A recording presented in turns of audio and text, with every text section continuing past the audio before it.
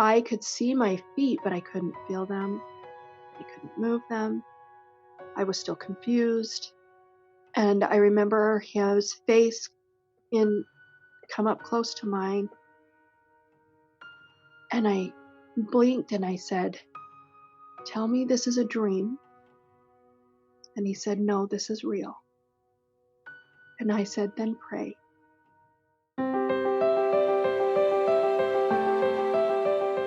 Welcome to Stories of Hope in Hard Times, the show that explores how people endure and even thrive in difficult times, all with God's help.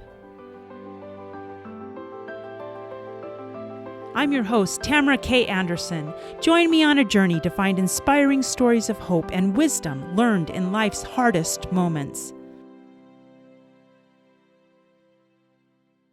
My guest today was raised in Cokeville, Wyoming, where she attended high school and was always a physically active young woman who loved to sing and dance. In fact, she planned on receiving her Bachelor of Fine Arts degree in musical dance theater. That all changed one day in 1996, where at the age of 23, she was in a car accident which left her paralyzed from the neck down 1 week before her wedding. Although doctors said she would never walk again, with unwavering faith, determination, a positive attitude, and a miracle or two, she was able to walk just 3 months later. She is married to her husband, Cole, and they have been married for 23 years, have 4 children, including a set of twins. She's a professional speaker, singer, entertainer, full-time wife and mother, and almost an author. She loves her faith, family, friends, food, and fun. I'm pleased to present Abby Stevens. Abby, are you ready to share your story of hope? Absolutely. Wonderful. Thanks for being on the podcast today. I have one question I have got to know the answer to, and that is, how in the world were you able to juggle a set of twins when you have the use of only really one hand? That is the question of, I would say, of the day, but of all the days. Yeah, that was tricky. And that just, that came along with all the other things that I had to learn how to do. Having one baby at a time was scary enough. And That. then those two came along, and that was just something else. But Oh, lots of help. That's how. Lots of people who are willing to serve and love and care and and help. So, and then just figuring things out. And we all have to do that, right? Like, things happen, and we have to be flexible and modify and just figure it out as we go. So, oh my goodness. yeah. I was in a car accident when I had 2 young children and broke one of my collarbones and had to wear my arm in a sling for months and Mm, months and months. And I could not change my Wiggly Boys diapers one-handed. It was like I well, had to have help to change diapers. I'm like, oh my word. So I'm trying to visualize you with 2 kids and trying to change up. My brain can't even wrap itself around that. oh, I know, and I have lots of moms say, and moms with twins, like, "I couldn't do it with 2 arms. How did you do that?" But yeah, just even I basically use my non-functional hand as like a paperweight and flop it on there to hold the diaper down while I do it up. And I mean, yeah, it's just, again, like one of those things that you just figure out. So, funny story. I'll tell you a funny story about the changing diapers thing. When I was pregnant with my first, for my shower, I thought it would be funny to play a game where we passed a doll around and timed people to see how long it would take them to change the doll's diaper with one hand, right? So we were passing this doll around, and most people are, I mean, it's a struggle. Well, my grandma, she got the doll and she puts that thing between her knees and squishes it to hold it still and just changes the diaper with the baby. I'm like, "Grandma, The problem is you can't kill the baby. You can't hurt the baby. The baby still has to be alive when the diaper is changed. So everybody's Oh, just laughing. But yeah, so that was kind of oh, something that we did to make it fun, right? Like yeah.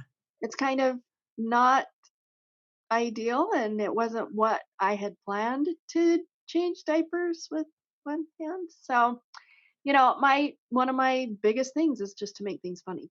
And that's how I one of my tools for That's coping. one of your tools, but that's a Yeah. great tool to use. I married a man who has a fantastic sense of humor. I've Mm, always tended to be more serious in nature, and he has been just perfect for me. He brings out the humor, and we've sure needed to laugh about a lot of things, just like you have with your life, right? So, right, right. You have to laugh, right? You have to laugh or you'll cry. And that's one of my favorite quotes by Marjorie Hinckley. She mhm. said, "Life is hard, and you either have to laugh or you cry." She said, "I prefer to laugh because crying gives me a headache." Right? So I love so that. like, there's just moments where you really do wanna just break down and cry, and if you can and it's okay to cry. It's okay to cry, Yeah, that's human emotion, and we need that to be healthy, but definitely don't wanna just, like, park there, and so to be able to twist something, make it funny, and have a good laugh, you know, I figure that's a lot more healthy and it helps you get over it faster. yeah, So, yeah. mm, No, I think that's good because I think that it's not just the twisting it to make it funny, but it's also being able to look at his situation from a different point of view, you exactly. know? Yeah, And yeah, that is a skill that really helps, put any traumatic situation into perspective. So, exactly. that's Yeah, beautiful. exactly. And, and I don't expect people to I think sometimes people might think, "Well, how do you laugh when you've just lost a loved one?" Or, definitely when they gave me my prognosis, we weren't laughing about that, right? No. In the moment in the moment of trauma or tragedy or heartache or those kinds of things, of course you're not going to laugh.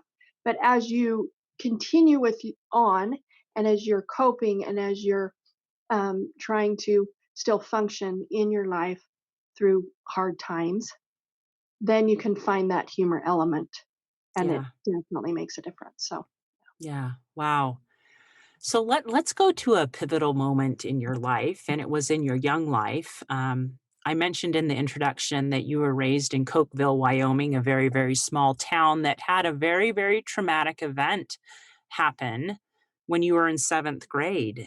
Would you mind telling me a little bit about that and why that was such a pivotal experience for you at a young age?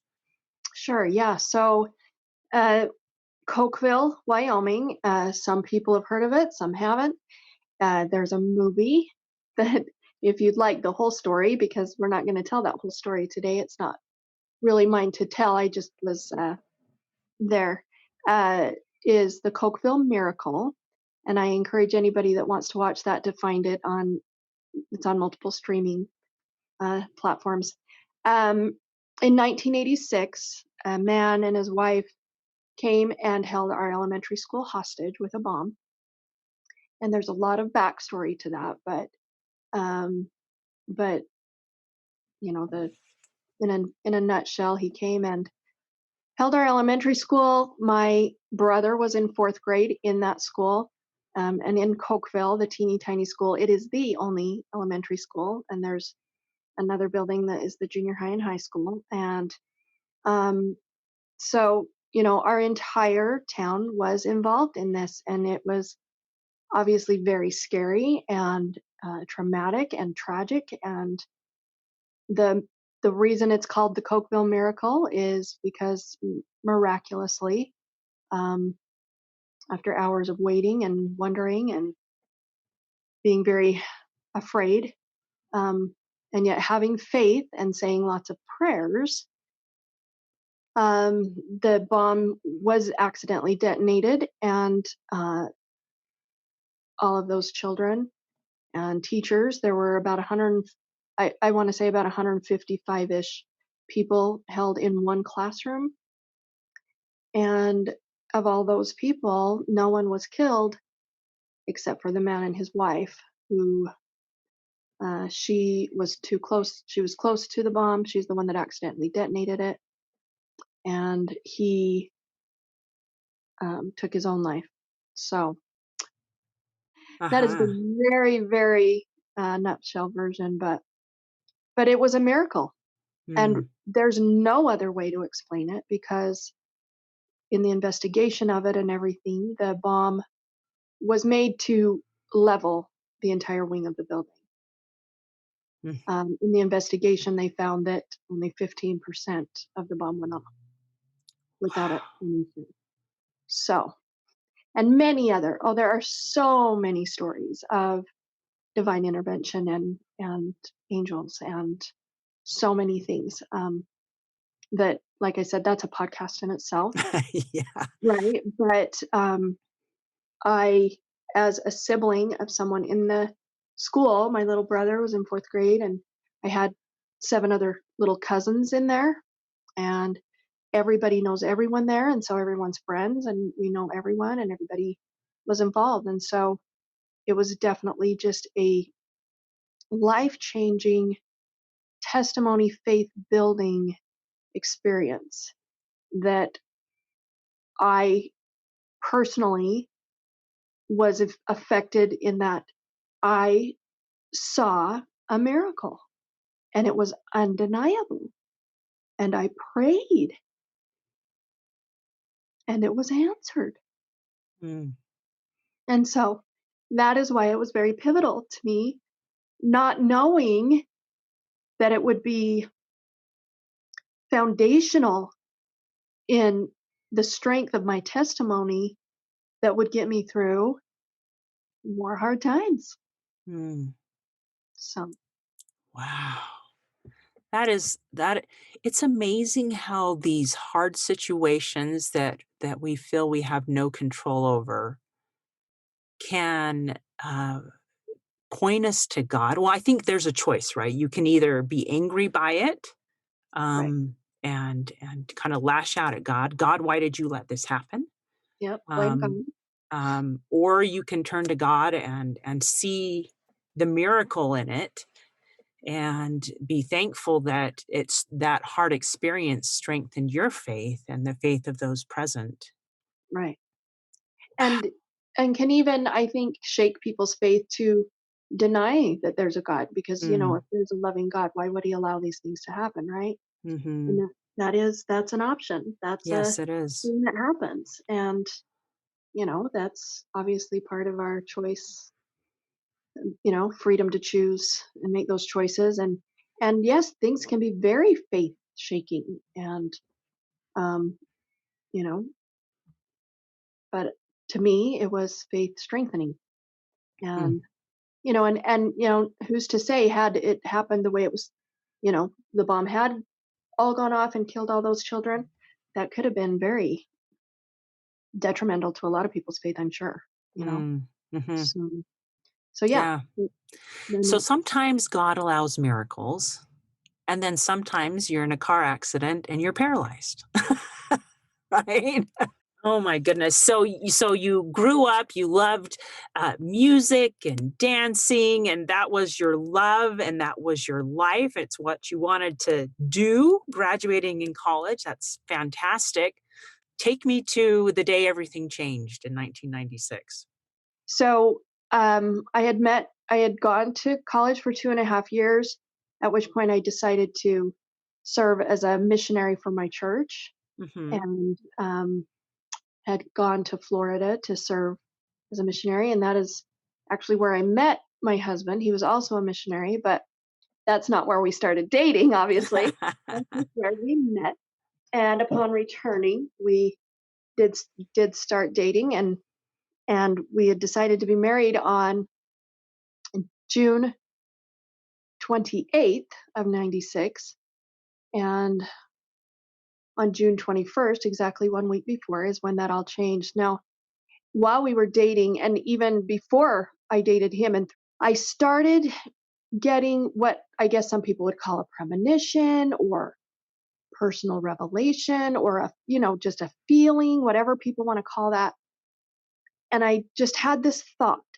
and it was something is going to happen to me before I get married. Hmm.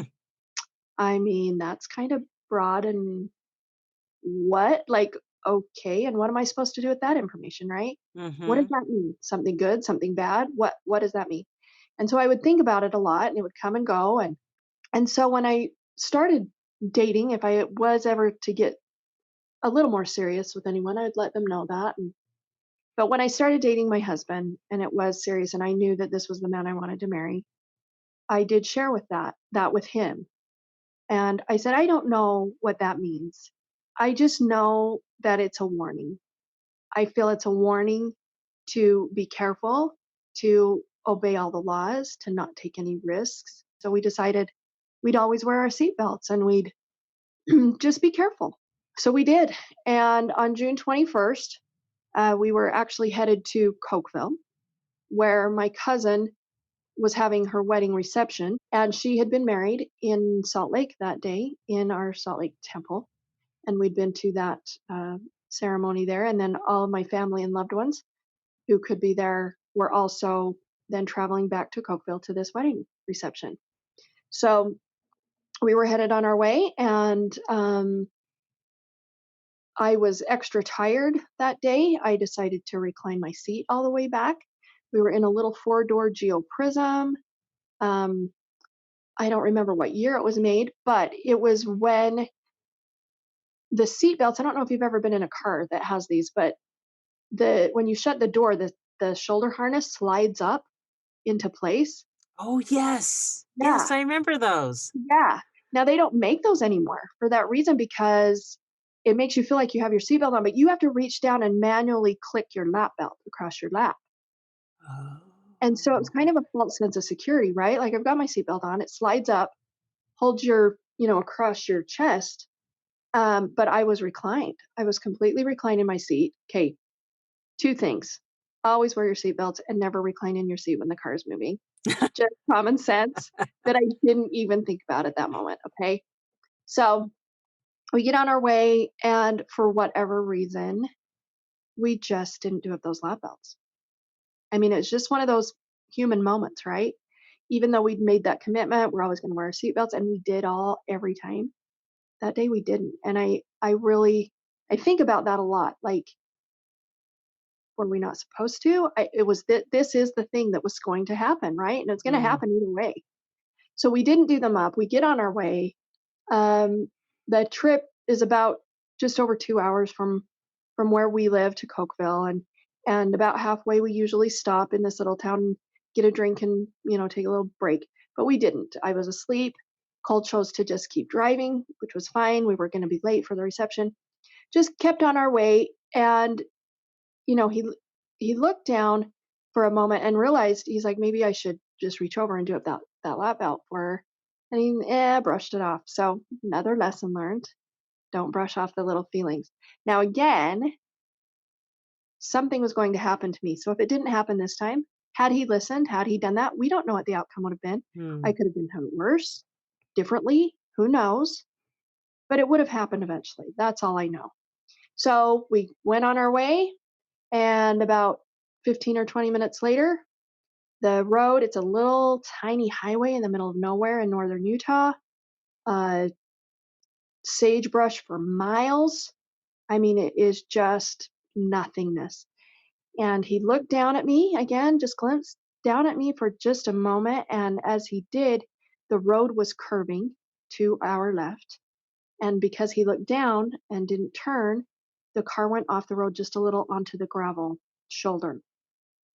And going 65, which was the speed limit then, woke me up, right? The sound of driving on gravel all of a sudden Mm. was loud. And I woke up and I sat up in my seat, and he had overcorrected into the oncoming lane.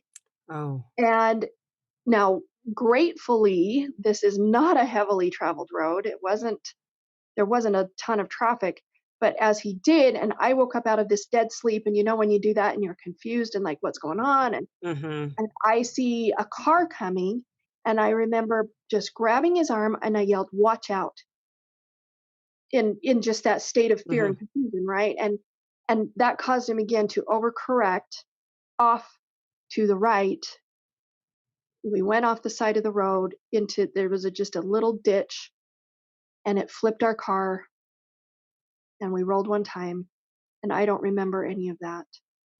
But we rolled one time, landed on the wheels, and as I was trying to make sense of what happened, I felt like maybe I was still asleep and was having a really bad dream and was trying to wake myself up, and I couldn't breathe very well, and I was afraid but not aware, and I could hear Cole calling my name, and I was trying to answer him, but I couldn't, and I was trying to open my eyes, and I finally opened my eyes enough that I could blink and see my feet in the seat where I used to be sitting, and my body was between those bucket seats, and my head was in the back seat behind the driver's side.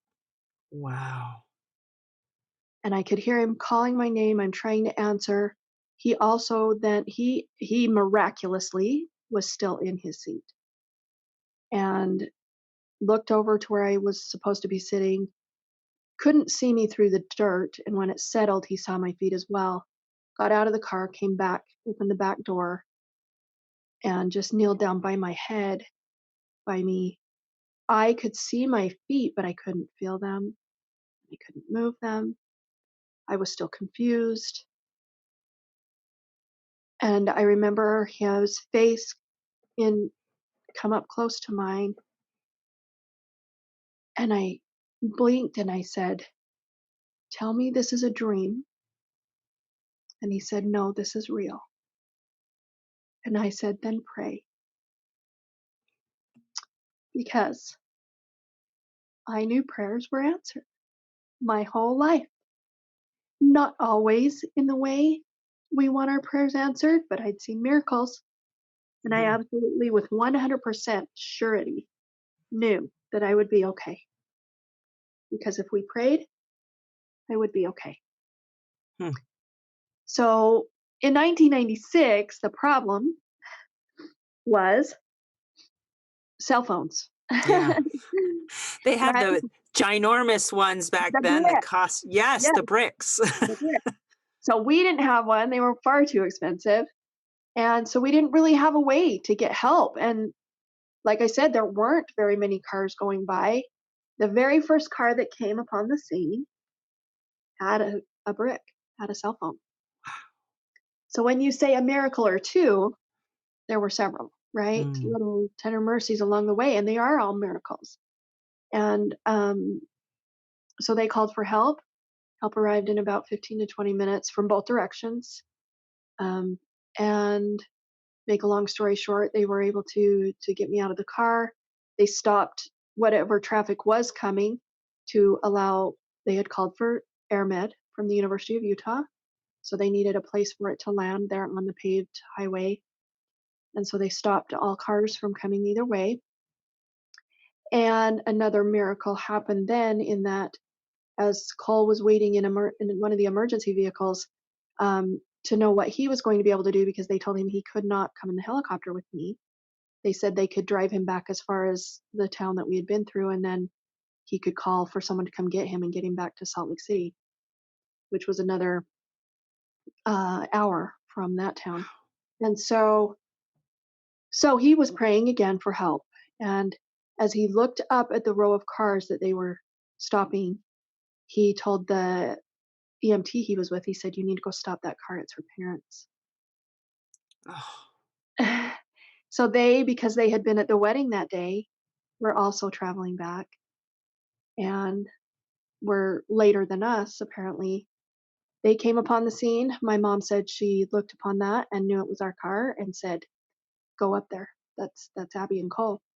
And that was all timed right then when they waved them forward. And I was in the back of the ambulance waiting for life or air med. And I don't remember much of that at all.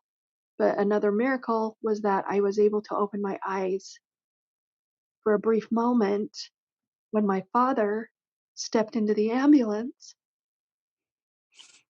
and was able to administer a priesthood blessing to me on my head.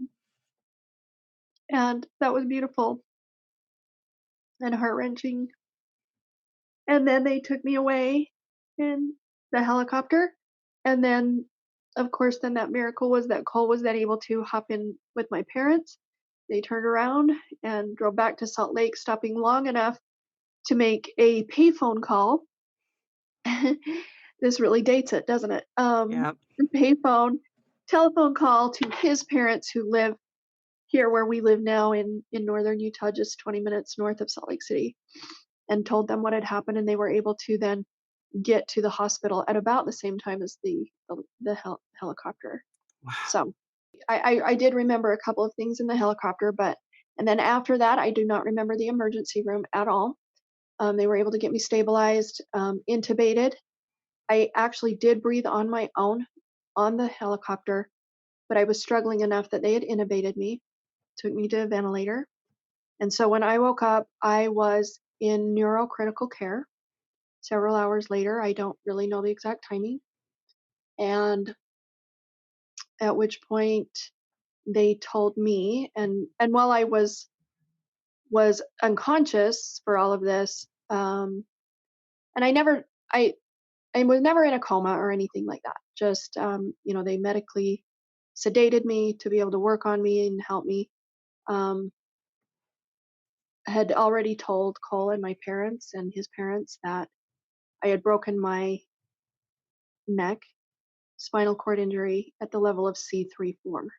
And that's Wow. very high. That's right there up even with your jawline and controls everything from the neck down, including your breathing. And that's why they were very, actually quite surprised that I had breathed on my own till I got there.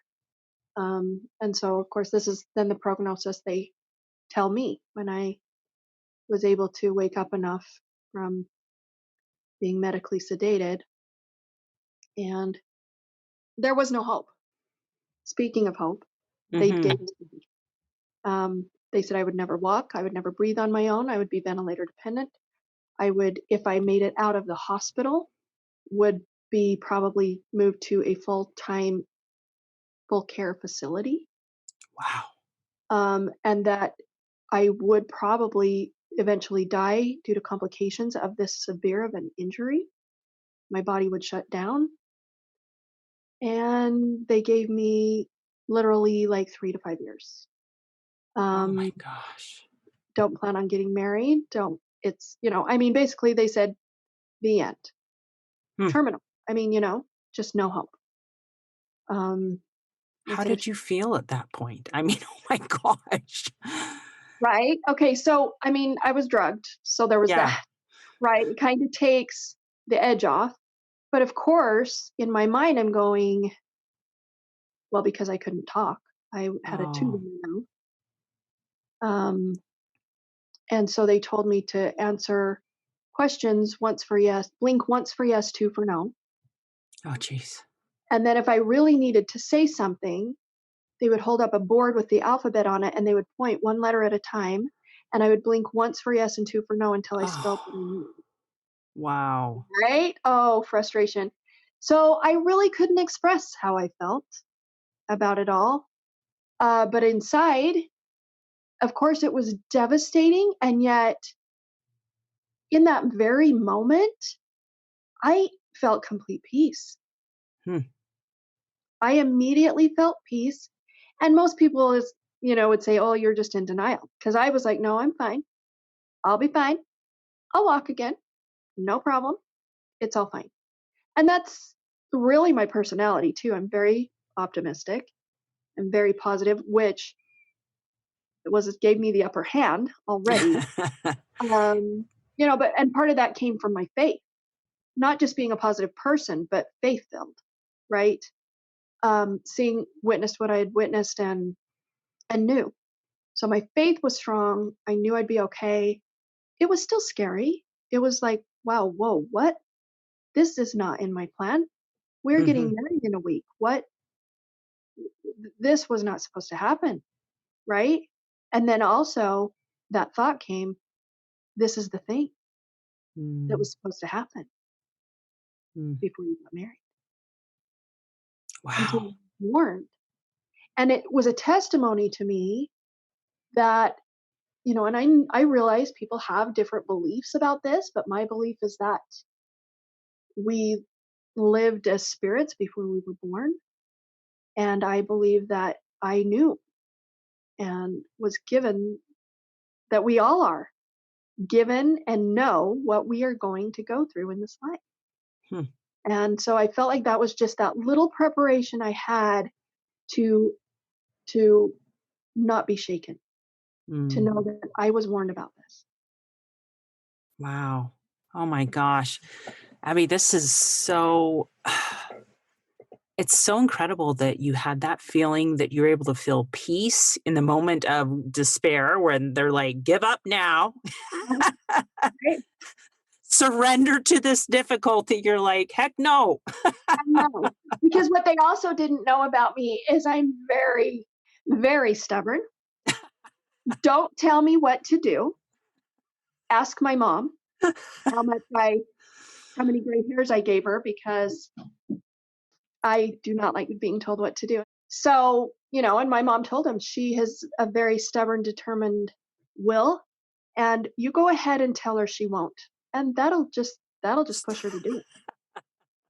So, Your mom knew you well, didn't she? she's like, tell her she won't walk. Now you go drag her out into the middle of a desert and she'll walk back just because you told her she couldn't.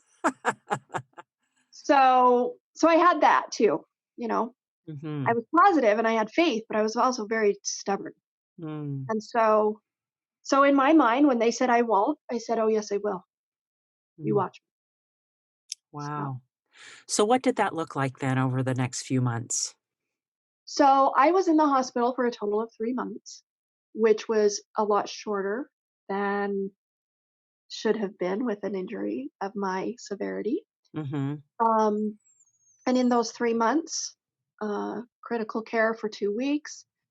They did surgery, fused my neck together. 3 and 4 were basically 3 slipped off of 4. Which then completely impinged the spinal cord, right? So that's where that damage came from. Then when they did one of my surgeries, the first surgery, they went ahead and did the trach for my ventilator in my neck, the tracheotomy, where they Mm-hmm. put it directly in your neck so that it wasn't in my mouth, so I could at least communicate. Um, because they said, it's long term. Had they thought it would be just a couple of weeks, they may not have done that because that's kind of a invasive surgery, to cut a hole in your neck. Um, but because they said it would be the rest of my life, they went ahead and did that trach. And so then I'm put in rehab after a couple of weeks of getting better enough that I was no longer critical.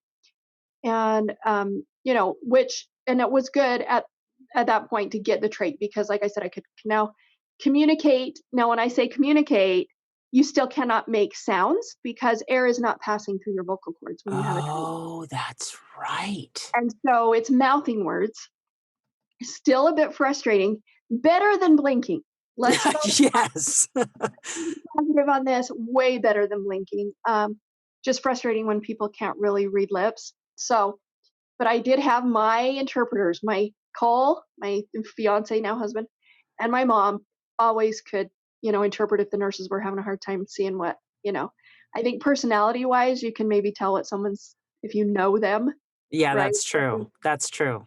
And so, yeah, so I could do that. And that at that point, when doctors started coming in, now this is University of Utah. It's a learning hospital. It's a teaching hospital for, people go there for medical school. It's one of Mhm. the top medical schools in the country. Um, so I had like all these hordes of doctors coming in all the time. I was a case study, I guess, and Yeah. but I made sure I told them, even though the sound didn't come out, I will walk every time. Mm, I mouthed those words, and I made sure they saw me. I made sure they were looking me in the eye, and I said, I will walk. mm, And I got lots of eye rolls and mhm, shrugged shoulders and sympathetic, like, oh, poor her. She just doesn't get it kind of looks. mhm. Um, but, and both, I had two neurosurgeons and they both said, Mm-mm. One gave us zero hope, and the other one said,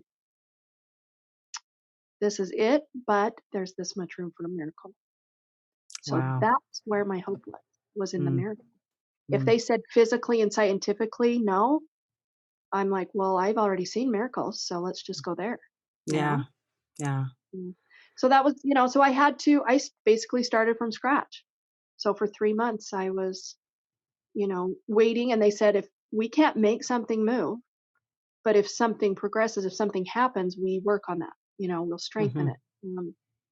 And trying to get me to breathe on my, wean off the ventilator, and, um, be able to sit up without passing out. Because when you lay down for a long time, your blood pressure, all of that. Um, so yeah, months of physical therapy, and um, but in within the first month, Mhm. in fact, still in critical care, is when I got my first idea that I could feel a little bit. Now Really? they had done a lot of tests on my feeling. They do like sharp dull tests and test different points of your body, your legs, your arms, to see, can you feel this? Can you feel that? And they're testing levels of paralysis. Um, and I really, really couldn't. Sometimes I felt maybe a little pressure, but couldn't tell if it was sharp or dull, things like that. And yet one day, they had just cleaned my trach. They have to keep that sterilized, not get infection. And they just use a little sterile water and stuff and clean it up, dry it off. Well, one day they maybe just didn't dry it off as well as they thought. And of course I can't see it. It's Mhm. down on my neck. But I all of a sudden I felt this trickle down my chest below the level of where I was able to feel. I could shrug my shoulders barely, at Mhm. right at first, okay? That's all I had was a teeny tiny shrug, and the top of my left shoulder felt normal, and the rest from there down was completely numb. Wow. And so I could not feel there, right? Well, all of a Mhm. sudden I feel this little trickling going down my chest, like my sternum. And I say to my mom, "There's something on my chest." So she looks, and there's the water that they hadn't dried off. It had a Mhm. drip that had started running down. And she's like, "Wait, you're not supposed to feel that." So she runs out, tells the nurses, "She can feel this." And it wasn't even a matter of, they're like, "Did you ask her?" Power of suggestion, like, "Yeah, Mhm. you've got something running down. Can you feel that?" No, Mm. I told her. Mhm. And so they were all very amazed again. And they told the doctors, and they were like, I don't know. Skeptical, huh? Oh, yeah, that's hard.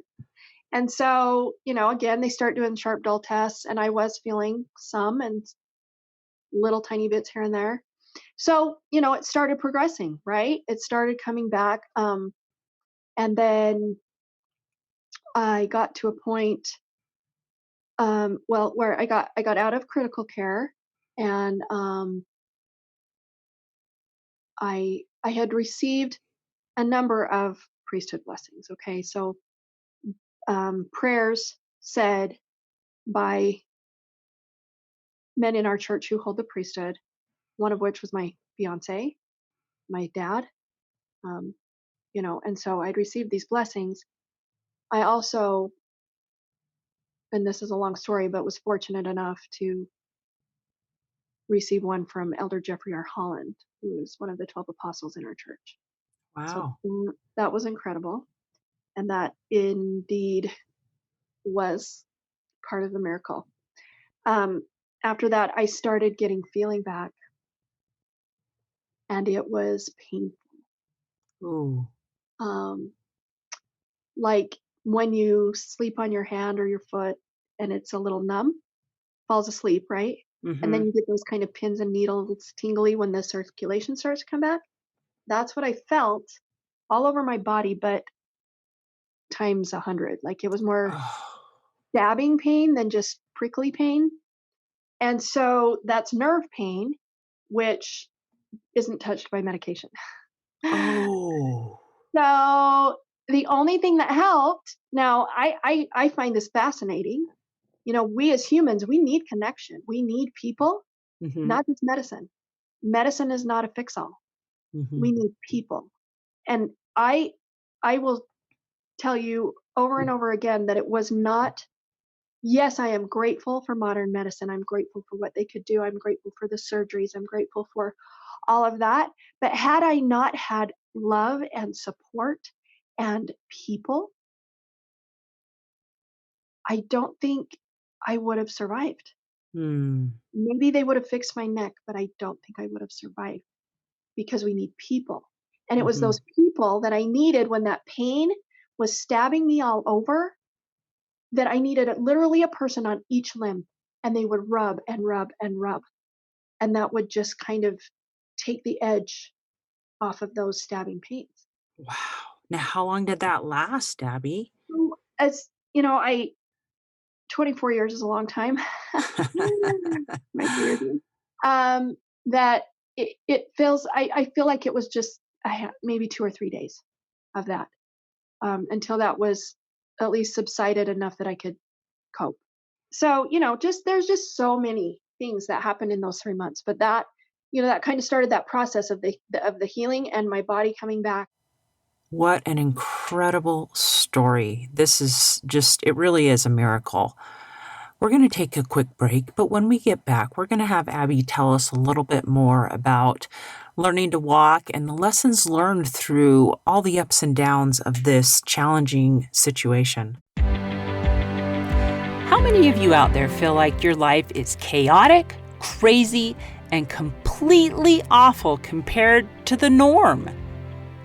What if I were to tell you that you are normal for you? I am so excited to announce that my book, Normal for Me by Tamara K. Anderson, is now available for purchase on Amazon.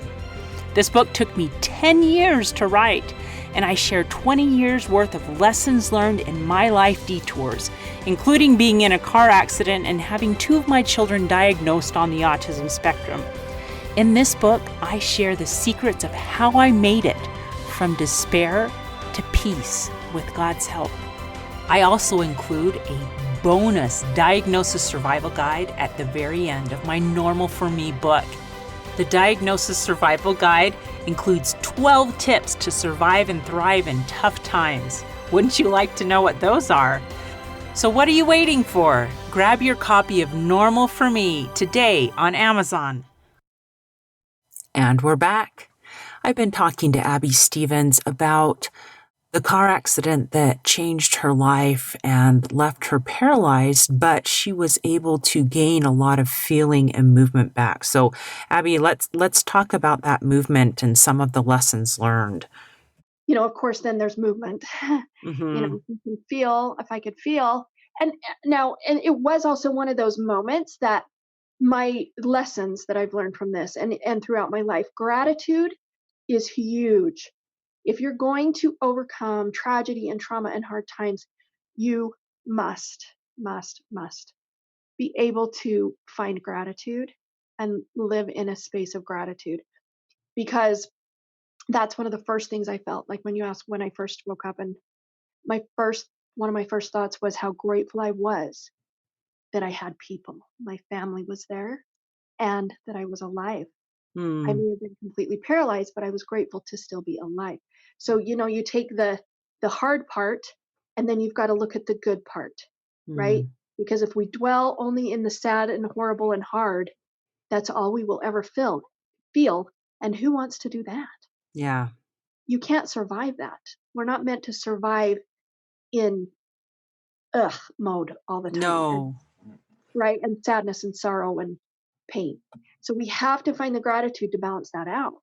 And so, again, when I was feeling the pain of these stabbing pains, it was painful. And yet in my brain, I'm like, oh, but I can feel, like, hooray. I'm grateful to feel because they said I never would. Right. Mm, So it mm-hmm. was all these moments as things continued. There were the hard times and the times I was crying. And, people are like, how are you happy through all of that? I'm like, I wasn't. I'm human.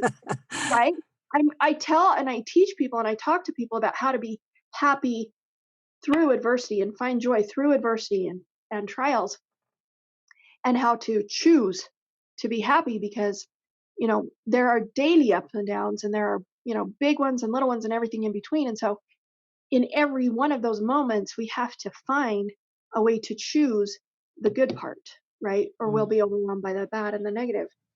And so, it was just a roller coaster ride of days of just sobbing and why now? Like, we all question why, and then it became, it's not a matter of why, it's like what? What am I supposed to learn from this and what am I going to do with it? Oh, I love that. You know? We did make a choice, not a conscious one that day to not put on our seatbelts. It was a mistake and we all make Mhm, those. But it was mhm. still a choice, right? Nobody made us not do it. And so there's a consequence to that choice. And that's if you're in an accident, you could get very hurt. And I was very hurt, um, or die, right?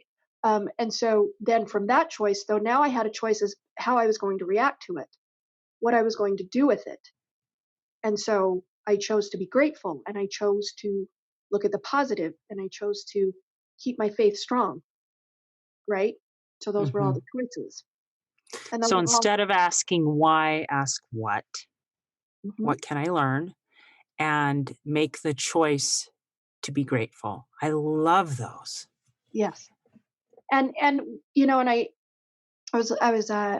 I just spoke to a group a couple weeks ago, and the topic was gratitude, and I looked up a few things, and I found several talks, but one that talked about living, not just like listing the things you're grateful for, Mhm. but living in a space of gratitude. What do you think is the key to living in that space versus just listing?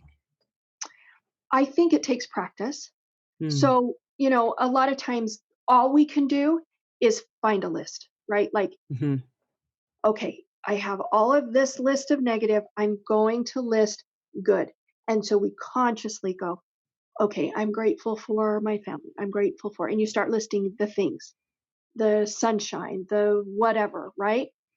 And as we practice that, I feel that over all these years, because I'm not sure that I was in that feeling or space of gratitude then. It was more like daily going, okay, I'm going to get through this, but I got to find something to be grateful for, right? And to overcome this. So I did the lists of things. Mm. And as you do the list of things, it creates the feeling, Mm. right? So So it's a then you know, process. yes, it's a process and we can all do it. And some takes more time than others. And some might naturally just be that person that lives in gratitude all the time. And I think being a positive person, it maybe was easier for me to get there, Mhm. and having the faith and being grateful to my God for, my life, my blessings, this miracle, these miracles that were happening and that I expected to happen. Um, and so, it took time, but I feel that there are just moments when I'm incredibly sad or struggling, and yet the overarching feeling that I go back to is, and it's perspective. It's a matter of perspective, right? We were talking about that, like Mhm. not just switching something to funny, but having a different perspective. So looking at it in more of a grateful lens, a grateful view, Mm. and going, okay, like right now, let's take, for instance, 2020. Right now. Let's do this. Let's break Let's down take 20. 2020.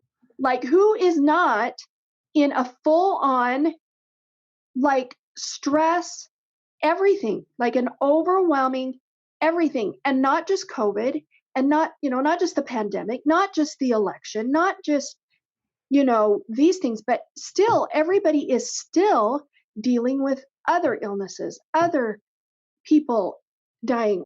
It is Wow. has been insane. I've felt this overwhelming just heaviness. And my family, we're doing great. I mean, we're all thriving. No one's been horribly ill. My kids are still okay. They're going to school. We're doing the things. I mean, we're still doing 2020 things. My girl's high school is in a soft closure for 2 weeks. My husband just tore his ACL several weeks ago, and we're waiting to have surgery. But in those, like, at those moments that you're like, ugh, that's frustrating. I go to the feeling and perspective of gratitude because then I say, but wait, I'm so grateful for feeling we're okay, right? It's just a feeling, like not even listing, but we're okay. And we have to get back to that perspective. It could be so much worse. Mm. Look at the people that are grieving the loss of loved ones. We're okay. And so in their perspective, maybe they're like, this is horrible. I'm grieving a lost loved one. But even they can look outside of their grief and say, it could be worse. Yeah, so it is that perspective and finding the blessings amidst the hardship, right? Exactly. Yeah. Right. Like, this is horrible, but this is great. Uh-huh. This is painful, but look at this. Right.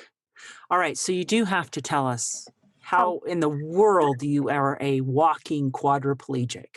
right. Seriously, girl, I'm still blown away. Like, I can't wrap my brain around that thought. But do tell me how that miracle happened.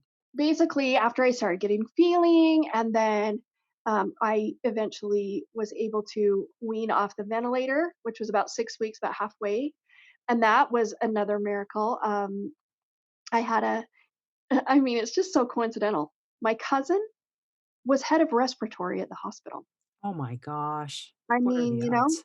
yeah. So of course, all the other respiratory therapists would come in on their shifts, but he, being connected to me, would come in more probably to me than his other patients, but just to visit. And then when he did that, see, it was like this huge mind game to be able to get off the ventilator because breathing is essential. Oh, yeah. But there's something a little more scary about coming off a machine keeping you alive than maybe taking, you know what I'm saying? This is Yeah. like huge. And so, I kind of this mind battle of can I do it? Can I? And so they turn the knobs and things and turn down the oxygen and turn down the this and that to see if I could breathe on my own, right? And so he would come in and, and the other therapist would tell me, no, I'm turning this down. Now you're going to breathe on your own. And you tell me when they see how long I could go or whatever. And I was weaning off and getting better and getting stronger. Well, he'd come in and he'd, just mess with the knobs like everybody else. And I didn't even question what he was doing. And then he'd just sit and talk to me. And one day, about 10, 15 minutes later, he's like, by the way, you have been breathing completely on your own. So he didn't even tell you. No, He just sat and chatted with you. yes, he thanked me. So there was that. So I did get off the ventilator, and I mean it was still scary, right? My lungs were extremely strong. I had to do lots of work with that. Tubes, all kinds of tubes. I had a feeding tube we had to get rid of. I had a PIC line for you know giving me medicines and stuff, and it got infected, and we had to take it out. And I mean, you know what I'm saying? There was all the ups and downs of any other hospital stay and horrible injury like this. But there was always progress, and that was kind of one of our things, quote things that my Mhm. fiance, Cole, he came to the hospital every single day. By the way, Wow. that's commitment. And so he would come, and at the end of the day, we would pray always, and then he would say, "Show me something new tomorrow." Mm. And, progress is progress.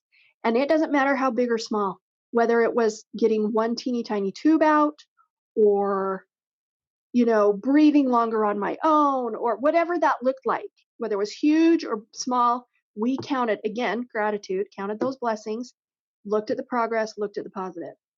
And we just made sure there was something literally every day. And if it was hard to find, we would just search like something positive happened today and we'd find it, right? And so we continued that process. And um, like I said, the rubbing to get the stabbing pains out it felt good to get a foot massage, right? Who Oh. doesn't love a good foot massage? Like Oh, that's yeah. just awesome. But when you've got tingly feet, it feels even better. And and so he we would have date night every night in the hospital. Fun. Um, or everybody would leave, and our nurses were kind and they would let him stay after visiting hours. And we just kind of had this special, different situation, right, than most. Mhm. And so they just were really kind to let us do that. And he would sit and massage my feet. And Felt good, and we were watching TV. It was the summer of the Atlanta, Georgia Olympics, Mhm. in the Olympics, and we'd watch those. And we were watching TV one night, and he's rubbing my feet, and all of a sudden he says, "Abby, did you do that?" I said, "Do what?" Because like I didn't do anything. I don't do anything. I'm just laying here. Um, and he said, "Your foot moved. Did you move your foot?" Now, there is a reflex in the bottom of your foot that they had shown us because they do it as a part of the testing, that if you rub something up the bottom of your foot, like up the bottom of a baby's foot, it's called the Babinski reflex, and it Uh-huh. makes your foot just kind of flare. It's like a reflex. Uh-huh. And so he had done that a number of times because it was funny, right, to make my foot move. But so I'm like, "Did you do the reflex thingy?" Uh-huh. He's like, "No, I didn't do it this time." So he's like, "Your foot moved. Try to move your foot."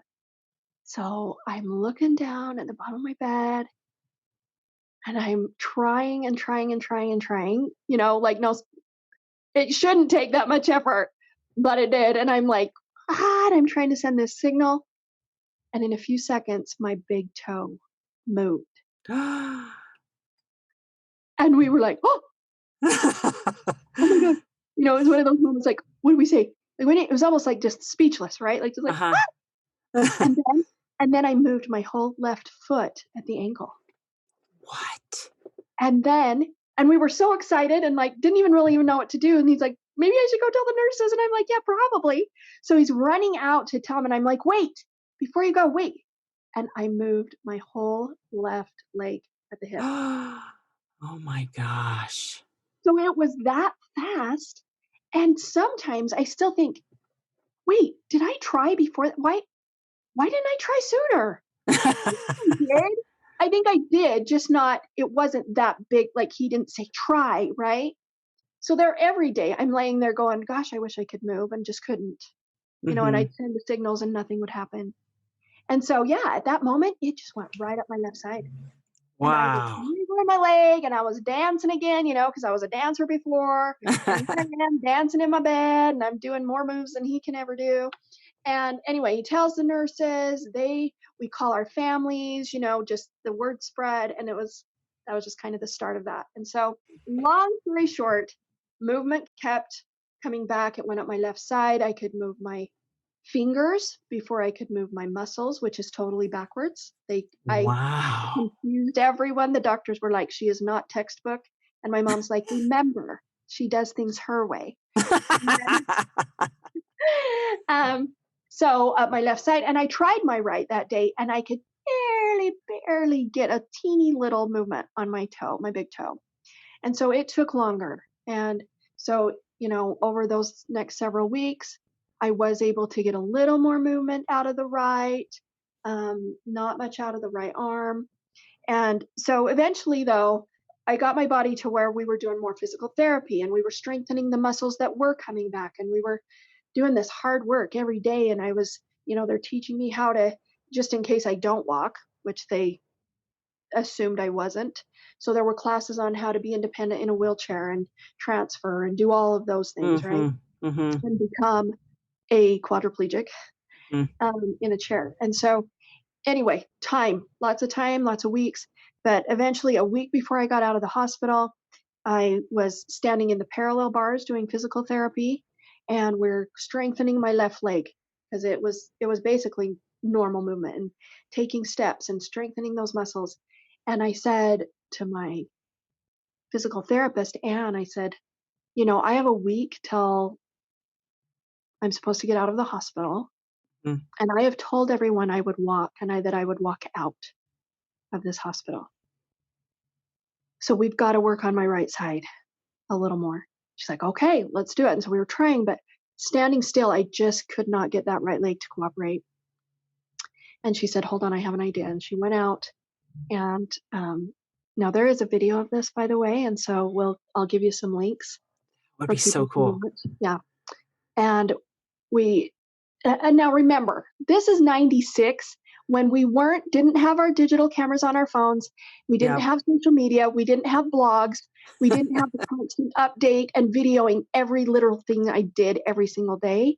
So Mhm. I have very few pictures, and I have just this couple of videos that they used the hospital camera that was like a dinosaur ginormous video camera. That's what we had back then. Right. So they ran and got a camera. They took me out into the hall and got this cool walker with these armrest things that I could hold on to. And my therapist sat on a stool with wheels in front of me. And we started walking down the hall. They Wow. stood me up. My Cole was there, got me up out of the wheelchair, stood me up on this walker, and I started taking these steps. Left foot, great. Right foot, struggle. It wanted to cross over. It wanted to drag behind. And she'd help my foot. And then left foot, great. Right foot, struggle. And we walked about 50 feet down the hallway. I would have been in tears. And it was so stressful and so hard, such hard work. It literally felt like running a marathon. And Cole stayed behind me with the wheelchair just in case I got weak and needed it. He came up behind me. She had me stop, stabilize myself, stand up, let go of the walker, and stand on my own. And then I got a little wobbly, and they sat me down. And you watch this video, and you can see the relief in my face as I just go, Hmm. and I did it. Wow. Not just me. Mm. So you remember the people, Mhm. remember the faith, remember the hope. I cannot say, look what I did. That would be completely hypocritical, and I would be afraid of being struck down. Yeah. There was literally faith and angels in every footstep, Mm. and both seen and unseen, because my physical angels were there Mhm. and my unseen angels giving me strength. And I know that. And I can't deny it, but I walked. Wow. And a week later, there's more video of that. I walked from the doors of the hospital to the car, Wow. still with the walker. Yet 1 week later, I was so much stronger. I didn't need nearly as much help from my therapist. My right foot was doing a lot better. And we walked out, and I got in my car and we went home. Oh my word. And that's a miracle. There It is is a no other miracle. explanation. And of course, it took several months of physical therapy. Um, I still was in that wheelchair. They asked me when I wanted to, early on, my mom asked me when I wanted to reset the wedding date. Yeah, I was gonna ask you about that. And, Miss Optimist and Positive Pants here, I'm in the hospital in June and I say, how about August? Okay. Of course they weren't going to put me down, right? Okay, let's shoot for August. August came and went. Okay, now what do you think? September. And I got out Friday the 13th, September 13th, Friday the 13th. That's when I got out of the hospital. And they said, okay, now when? And I said, how about November? Okay, let's work for it. And I wasn't physically strong enough because my goal was to walk and not need the wheelchair to be married. Mm. So we gave it several months of hard physical therapy, and we were married the following May 22nd of 1997, 11 months and 1 day from the accident. And I walked, Yay. and I walked, and I still walk. And now 24 years later, I'm getting older, and so our bodies get more tired, and so I need to do more exercise and stay strong. But I have noticed, a little more weakness in my legs, but I still walk. I do need help. Sometimes I use a cane when I'm in public by myself. When I have Mhm. my people, they just hold on to me. Sometimes if we're going too far, I do still use my wheelchair. I call it my speed and agility chair because I'm not fast and I'm Your not speed and agile. agility. I love that.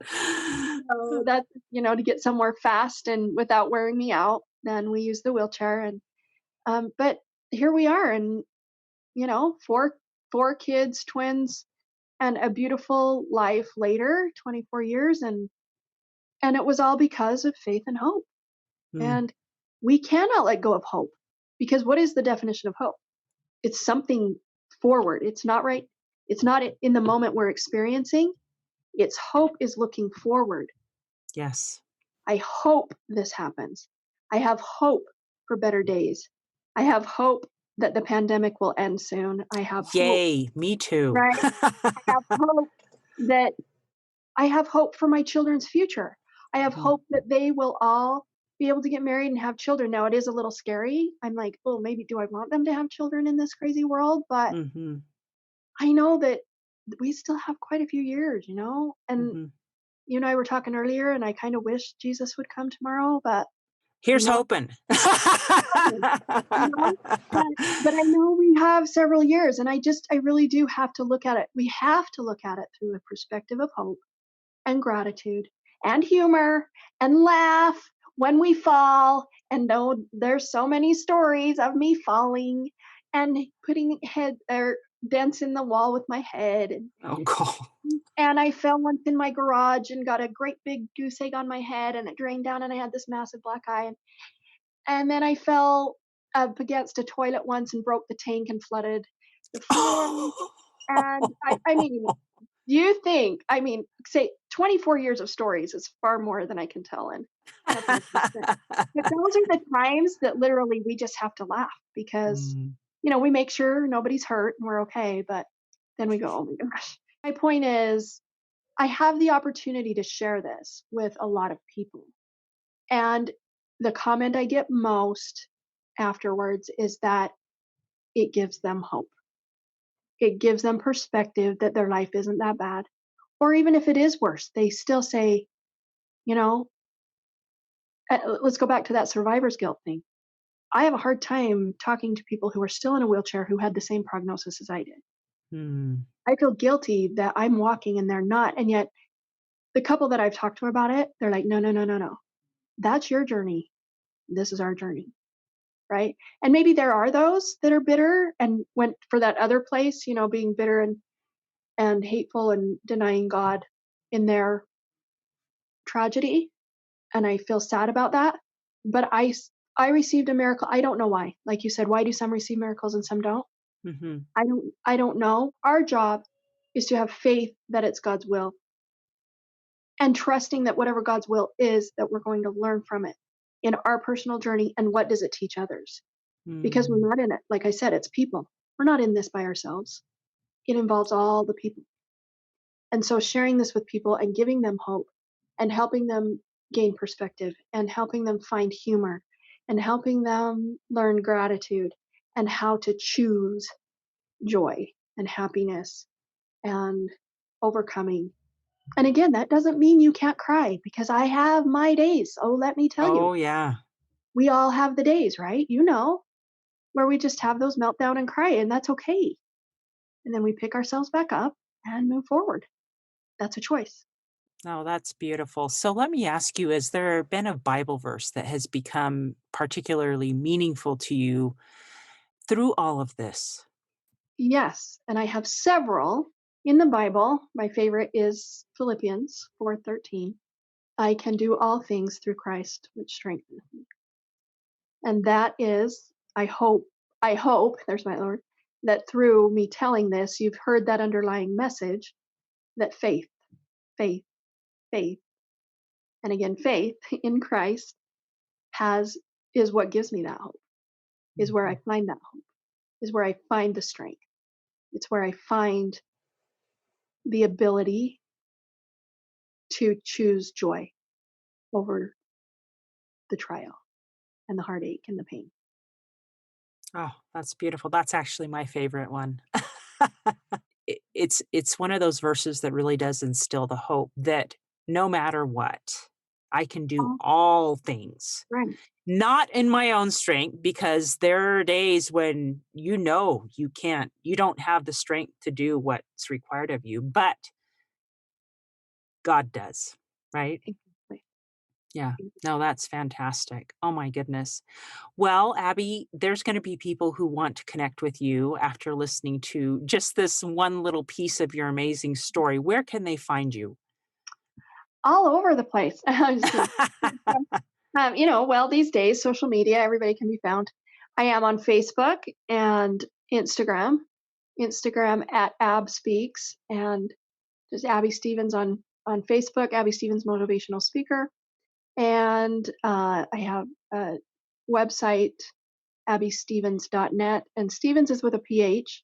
And I'm sure you're going to post these links, right? I will. And I do have a YouTube channel where you can find those videos. I have a couple of videos of me speaking, and little things like that. So very excited to hear from people, and Thank you. would love to come share with any groups. So, and you can hear me sing on Instagram and Facebook.